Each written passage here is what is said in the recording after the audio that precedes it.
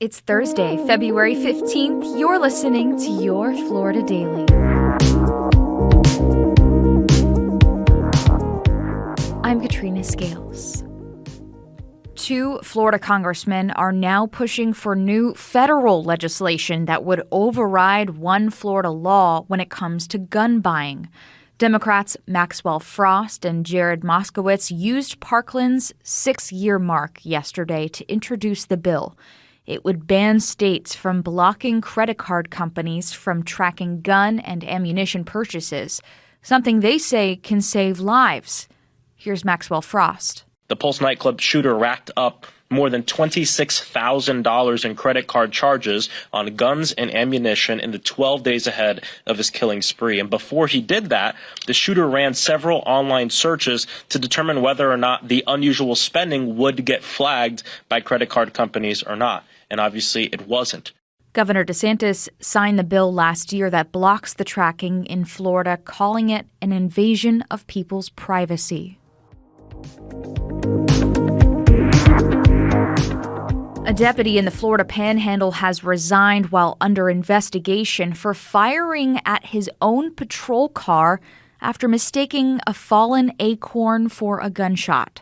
The Okaloosa County Sheriff's Office says in November, Deputy Jesse Hernandez fired several times into his own cruiser where a handcuffed suspect was sitting.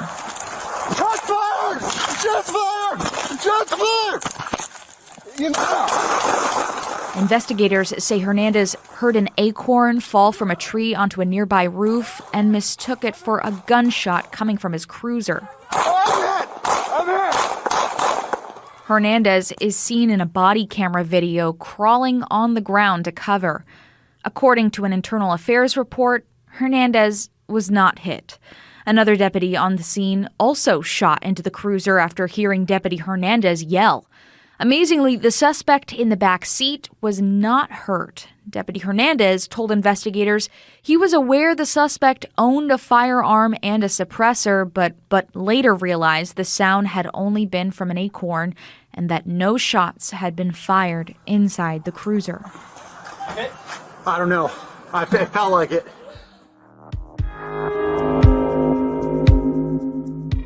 And a new list of Florida restaurants have been added to the coveted Michelin Guide.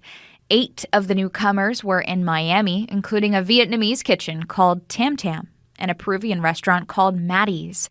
In Orlando, 5 restaurants made the cut, including Zaru in the Mills 50 district.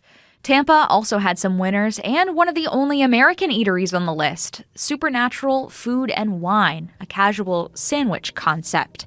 The additions to the guide could mean that the restaurants will be eligible for Michelin star ratings or Bib Gourmand selections. To see all the new restaurants featured in the Michelin Guide, tap the link at the bottom of this episode. And now, a completely random Florida fact.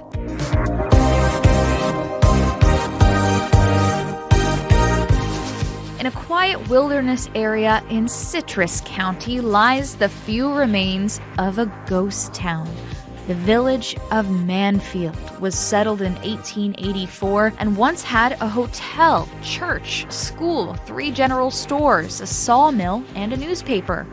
But just 9 years later, the railroad came through the county and bypassed Manfield in favor of the city of Inverness, which became the new county seat.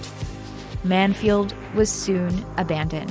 So if you hike through the Withlacoochee State Forest, you may come across the remnants of a concrete foundation, a capped well, and a small cemetery.